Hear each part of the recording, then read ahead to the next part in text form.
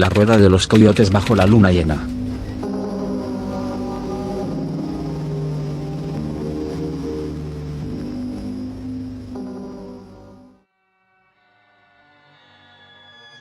Hola, gato macabro. Hay recuerdos que no se borran, no importa cuántos años pasen. Este es uno de ellos. Lo viví cuando era niña y, aunque nunca volvió a repetirse, sigo soñando con eso algunas noches. No sé qué fue exactamente lo que vi, pero sé que no era algo normal. Cuando yo era pequeña, vivíamos en una granja avícola, en una zona rural, cerca de la ladera de un cerro. Era un lugar aislado, silencioso durante el día, pero completamente distinto cuando caía la noche. Ahí crecí escuchando historias de animales salvajes, sobre todo de coyotes, porque en esa región abundaban. Los coyotes bajaban casi todas las noches. Buscaban gallinas.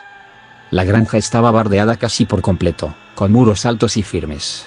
Sin embargo, justo del lado de la casa donde vivíamos, no había pared, solo una malla ciclónica que daba directamente a un campo de sembradío enorme.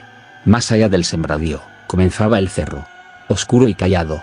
Desde niña aprendí a distinguir los sonidos de la noche, el viento moviendo las hojas, los insectos, los pasos de los animales pequeños. Y también el aullido de los coyotes.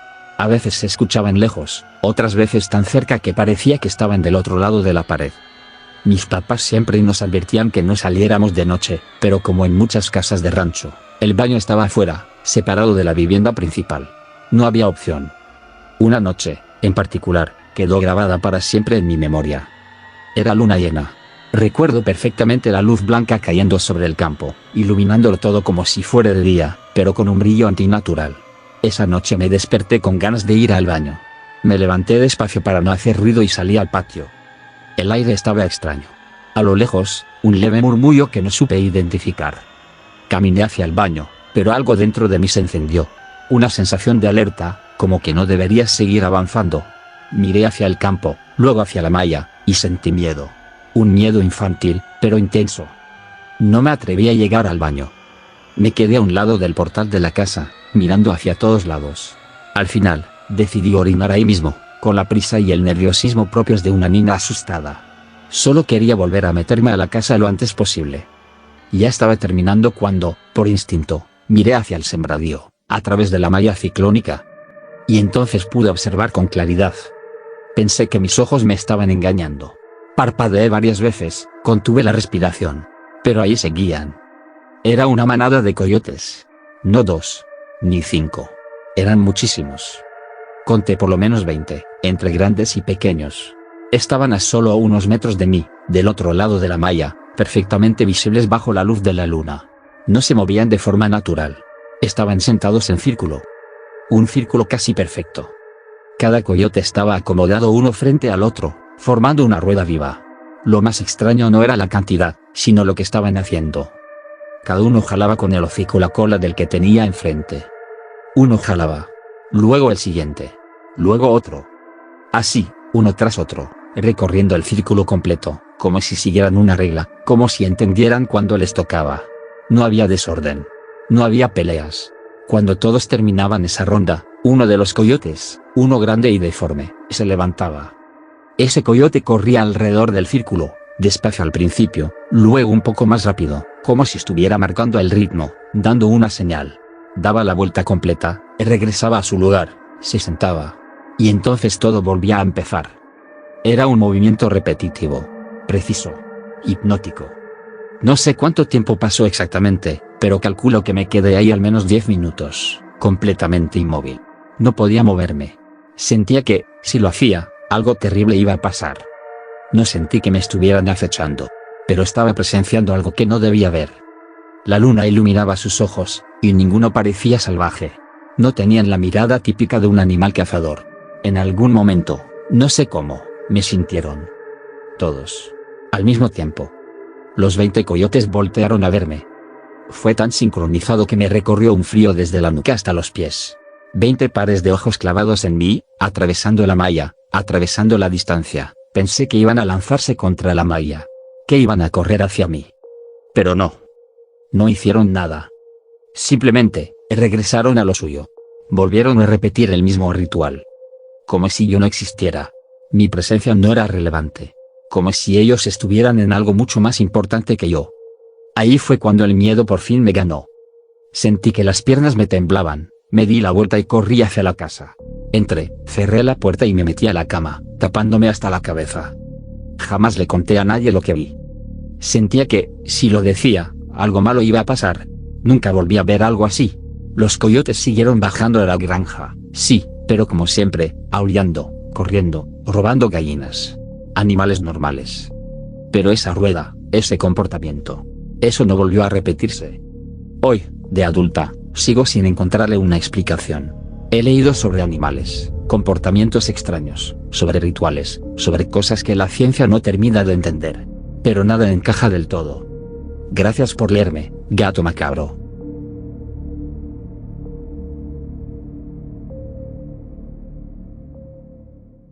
La noche de la cual mi hermano no quiere hablar.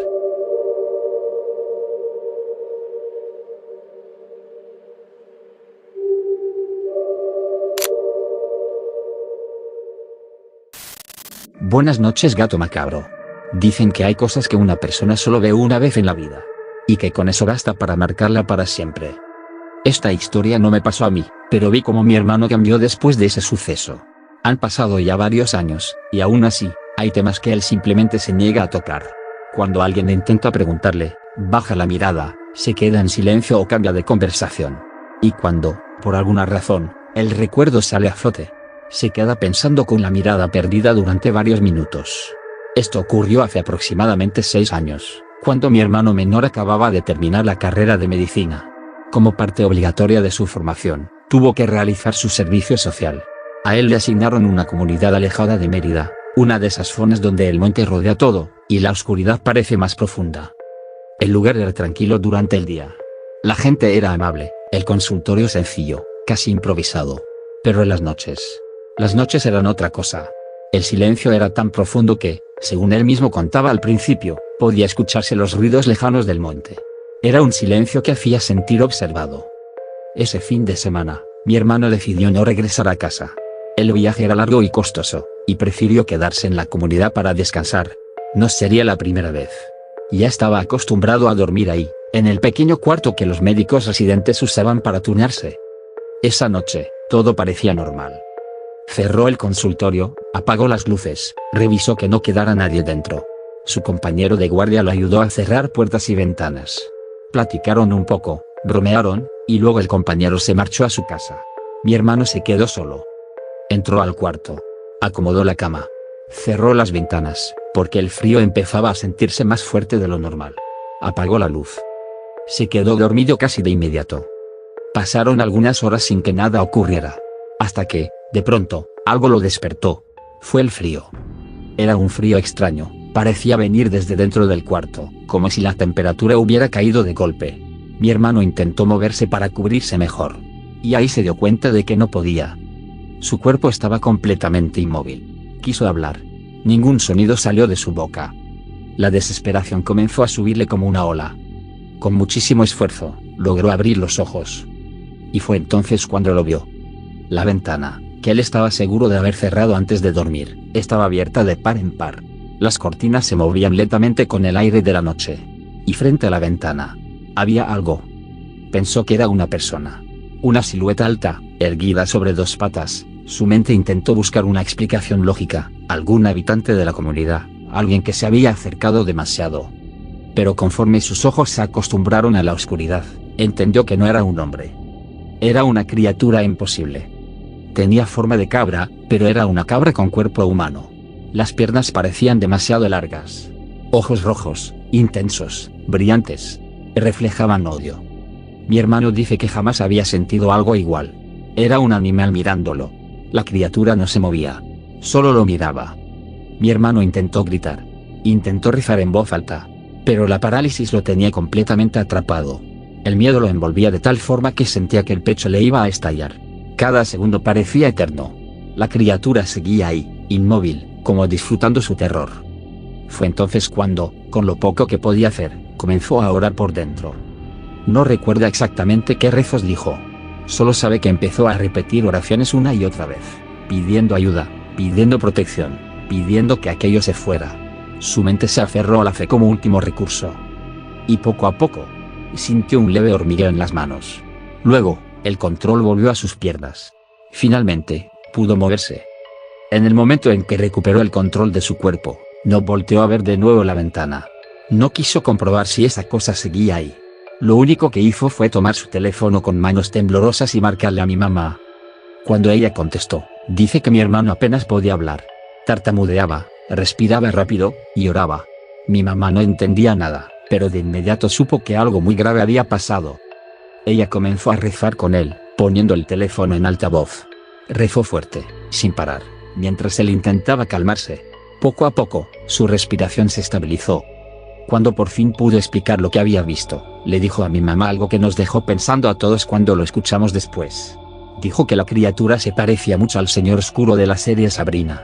Esa mezcla inquietante entre humano y bestia, esa presencia antinatural. Esa noche, mi hermano no volvió a la cama. Encendió todas las luces. Se quedó sentado hasta que amaneció. Al día siguiente pidió el cambio de comunidad. Desde entonces, no le gusta describirlo. Ni le gusta que le pregunten. Pero hay algo que todos notamos.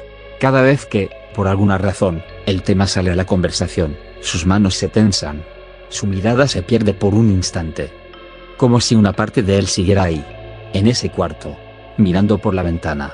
Algo de esa noche todavía lo acompaña.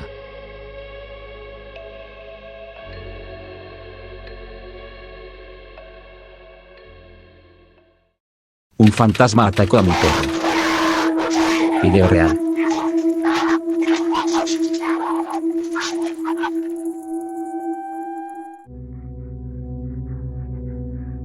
Hola, gato macabro. Te escribo aún con mucho miedo. Han pasado ya varios años y lo que vivimos mi esposo y yo sigue tan claro en mi mente. Nunca pensé que algo así me pasaría, y menos en un lugar que se suponía debía ser nuestro refugio. Todo comenzó hace aproximadamente 3 años, cuando mi esposo y yo decidimos mudarnos a una casa de renta en Estados Unidos. No era una casa nueva, eso se notaba desde que la vimos por primera vez. Tenía ese aspecto de las casas viejas. Aún así, no le dimos demasiada importancia. En ese momento solo buscábamos un lugar tranquilo para vivir y trabajar. Solo vivíamos mi esposo y yo, nadie más. Nuestros horarios eran complicados. Yo entraba a trabajar a las 3 de la mañana y salía a las 2 de la tarde. Mi esposo tenía otro trabajo, con horarios distintos, así que casi nunca coincidíamos durante el día. Cuando yo regresaba a casa, muchas veces él todavía no había salido de trabajar. Eso significaba que la casa quedaba completamente sola durante varias horas. Al principio, todo parecía normal. Llegaba cansada, comía algo, me bañaba y dormía. El cansancio era tanto que no tenía cabeza para pensar en nada más. Pero hubo un día que cambió todo. Ese día recuerdo perfectamente que me dejaron salir un poco más temprano, casi al mediodía. Para mí fue una bendición, porque estaba agotada. Llegué a la casa contenta, con ganas de descansar bien. Entré, cerré la puerta, dejé mis cosas, me preparé algo rápido de comer y luego me metí a bañar. Todo era normal. No sentí nada raro, todavía. Mi recámara estaba acomodada de una forma muy específica, la cama quedaba justo frente a la puerta del baño, dentro del mismo cuarto. Desde la cama se podía ver claramente la entrada al baño. Salí de bañarme, me acosté, apagué la luz y me quedé dormida casi de inmediato. No sé exactamente cuánto tiempo pasó. Pudo haber sido 8 minutos o menos. Lo único que sé es que de pronto abrí los ojos. Estaba mirando al techo. En ese instante me di cuenta de algo horrible, no podía moverme. Mi cuerpo estaba completamente rígido. Quise levantar un brazo, una pierna, gritar. Pero no pude. Era como si alguien me estuviera sosteniendo contra la cama. Lo único que sentí fue que mi cabeza se giró sola, con fuerza, como si alguien invisible me hubiera tomado del rostro y me hubiera obligado a voltear. Mi mirada se dirigió directamente hacia el baño. Y ahí lo vi. Había un joven, agachado, justo en la entrada del baño. Llevaba una bata blanca, como de hospital. No podía verle el rostro, porque estaba inclinado, pero estaba de frente a mí. Su piel era algo que jamás voy a olvidar, blanca, demasiado blanca, como la piel de alguien que pasó mucho tiempo en el agua, arrugada, sin vida. En ese momento sentí un miedo tan profundo que pensé que me iba a morir ahí mismo. Mi corazón latía con fuerza, sentía que me iba a salir del pecho, pero no podía hacer nada. No podía moverme, ni podía gritar. El joven se quedó ahí, inmóvil, unos segundos que se me hicieron eternos. Entonces vi que intentó incorporarse, como si fuera a caminar hacia mí. Fue en ese momento cuando el pánico me rebasó por completo. Cerré los ojos con todas mis fuerzas. Empecé a rezar. Primero un Padre Nuestro, luego la oración magnífica. Repetía las palabras como podía, en mi mente, una y otra vez, pidiendo ayuda, pidiendo protección, pidiéndole a Dios que no me dejara sola. No sé cuánto tiempo pasó. Cuando por fin me atreví a abrir los ojos, todo había cambiado. El joven ya no estaba. La puerta del baño estaba igual que siempre. La habitación estaba en silencio. Y entonces me di cuenta de algo más, ya podía moverme. No lo pensé dos veces. Me levanté de la cama temblando, me puse los zapatos como pude, ni siquiera me cambié, ni siquiera tomé el teléfono. Salí corriendo de la casa. No le hablé a mi esposo. No me detuve a pensar. Fui directamente a buscar un padre para que bendijera la casa. Cuando lo encontré, le expliqué todo como pude, llorando, con miedo.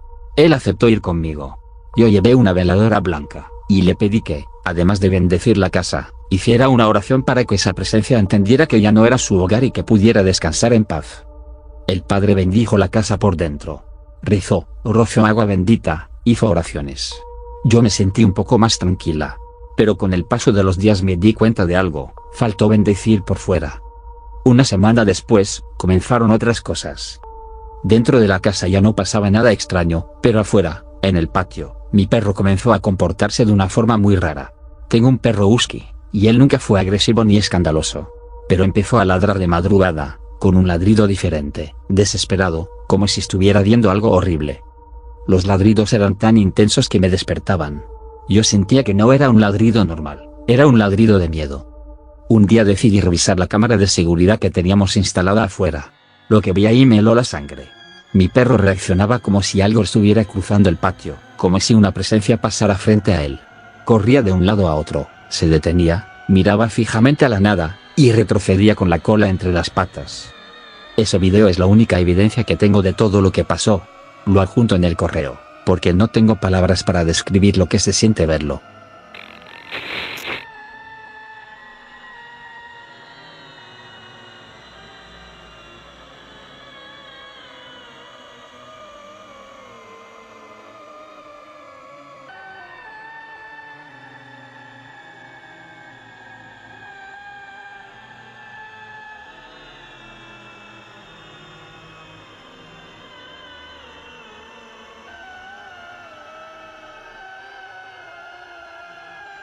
Después de eso, ya no pude más.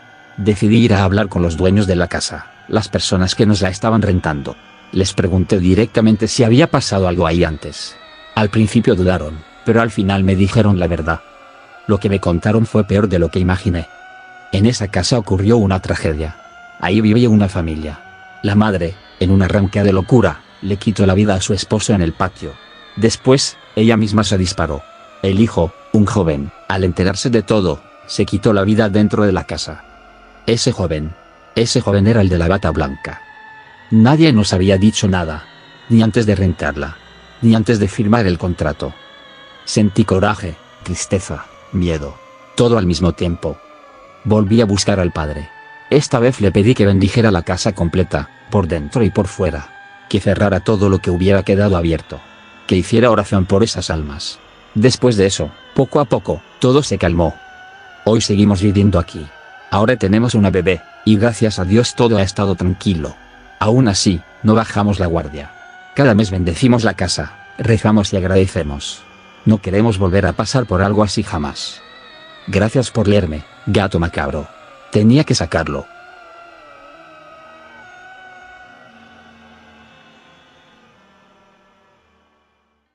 El caballo que no pude salir.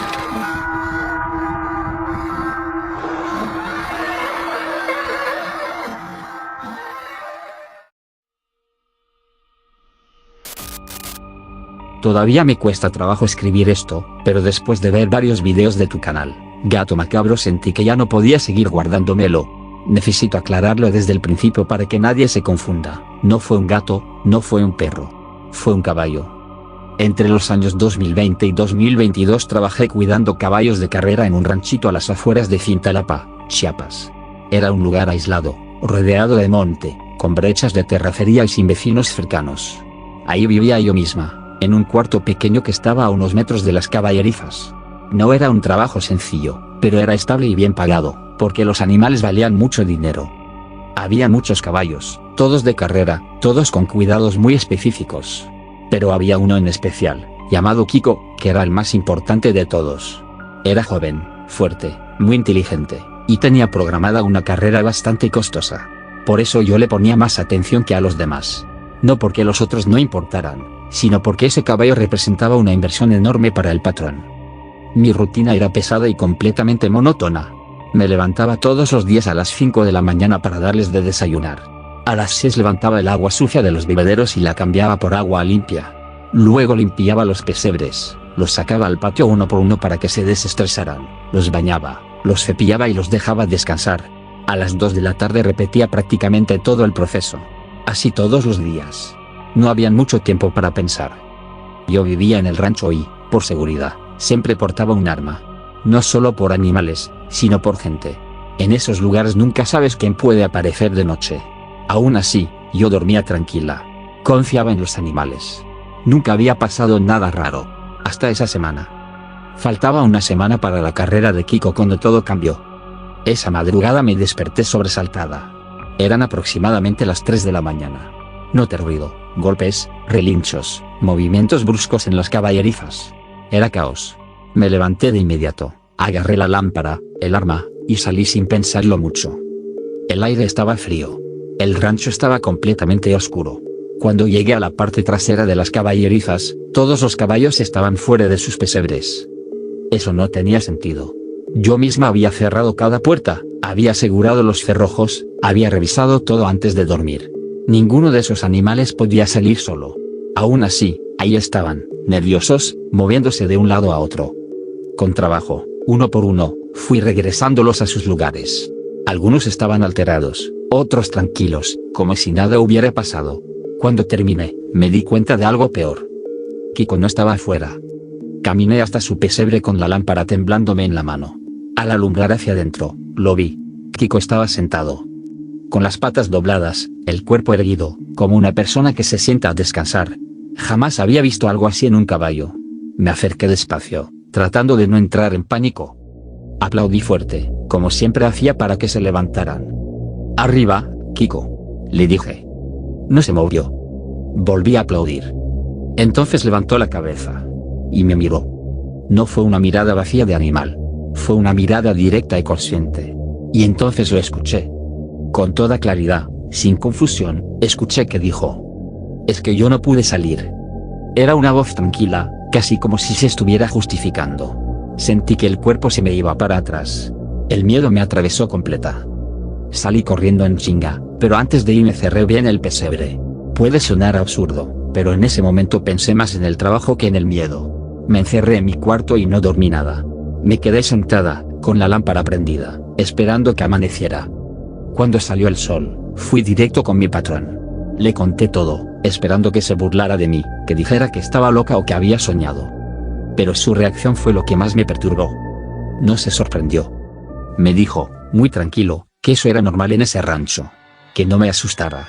Que solo tenía que hablar con el caballo, pedirle que no le volviera a hacer, y amenazarlo con que tenía que ganar la carrera. Yo pensé que estaba bromeando. No lo estaba. Ese mismo día fui con Kiko. Me paré frente a él y le hablé, como me dijo el patrón. Le pedí que no volviera a hacer eso, que me había asustado, y que más le valía ganar la carrera porque todos dependían de eso. Kiko me miró. Solo eso. No se volvió a sentar. Ni volvió a hablarme. La carrera llegó. Kiko ganó. Después de ese incidente, pensé que todo volvería a la normalidad. Me equivoqué. En los días siguientes comenzaron a pasar otras cosas, ya no con caballos, sino con otros animales del rancho. Un chivo empezó a pararse en dos patas frente a la puerta del corral, como si esperara que alguien le abriera. Una serpiente apareció dentro del cuarto donde yo dormía, enrollada, mirándome, sin atacarme. El ambiente se volvió pesado. No era miedo constante, era una sensación de que algo estaba observando. Ahí entendí que no todos los animales actúan solo por instinto. Que hay lugares donde lo humano y lo animal se mezclan. Renuncié meses después. Hasta hoy, cuando recuerdo a Kiko sentado en su pesebre, mirándome y hablándome, se me eriza la piel.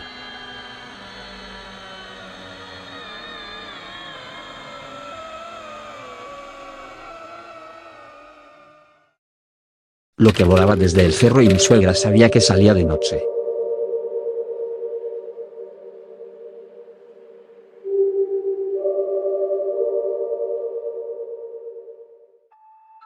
Esta historia nos la contó el cuñado de mi esposo hace algunos años, durante una reunión familiar.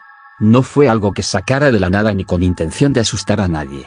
Salió en medio de una plática tranquila, como un recuerdo viejo que cargaba desde niño y que, aunque no entiende del todo, tampoco puede olvidar. Desde que empezó a hablar, todos notamos algo. No estaba exagerando, ni estaba buscando atención.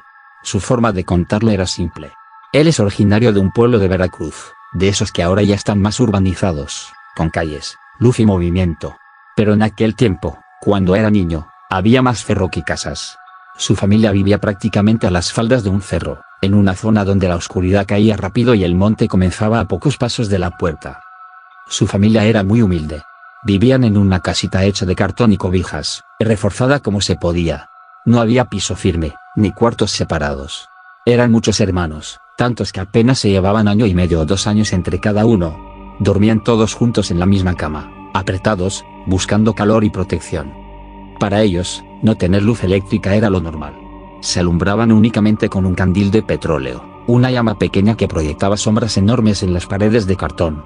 No tenían televisión, no tenían radio, ni siquiera reloj. Había una regla muy clara en esa casa. La mamá siempre los acostaba antes de que anocheciera. No importaba si aún no tenían sueño. No importaba si querían seguir jugando. Cuando el sol empezaba a esconderse, ella apagaba el candil, los metía todos a la cama y les pedía que no se levantaran por nada. Con los años, él entendió que no era solo por costumbre. Ella lo hacía porque sabía lo que pasaba todas las noches. O más bien, sabía lo que salía.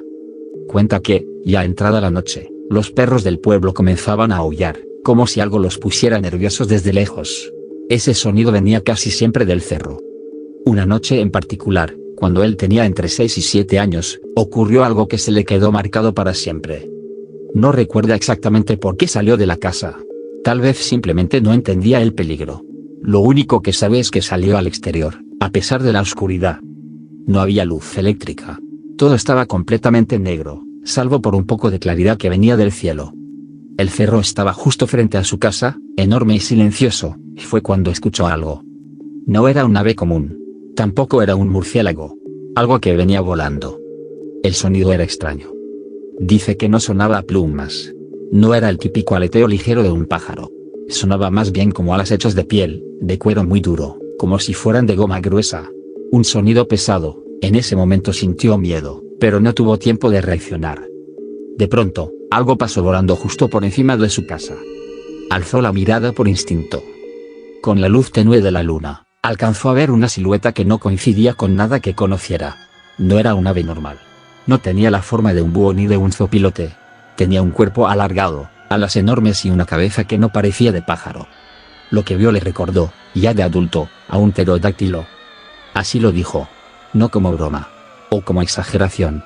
Una criatura prehistórica. Algo que, en teoría, no debería existir. La cosa cruzó el cielo en silencio, con ese aleteo pesado, y se perdió hacia el cerro. Todo ocurrió en segundos. Después de eso, entró corriendo a la casa. No recuerda si su mamá le dijo algo. Solo recuerda que nunca volvió a salir de noche. Aprendió a obedecer sin preguntar. Aprendió que, cuando los perros aullaban, no era buena idea estar afuera. Con los años, intentó encontrarle explicación. Pensó que tal vez era un ave grande. Pensó que pudo ser un animal desconocido. Pensó incluso en historias de criaturas del cerro, de cosas que la gente del campo menciona. Pero ninguna explicación lo convence. Hoy, él tiene 27 años. Ya no vive ahí. El pueblo cambió. Hay luz, calles, casas de material. Pero cuando habla de su infancia, cuando menciona el cerro, su expresión cambia. Lo más inquietante de todo no es la criatura. Es el hecho de que su mamá ya sabía. Sabía que de noche salía algo del cerro. Hay pueblos donde la gente aprende a callar. Y hay noches en las que el cielo no pertenece solo a las aves.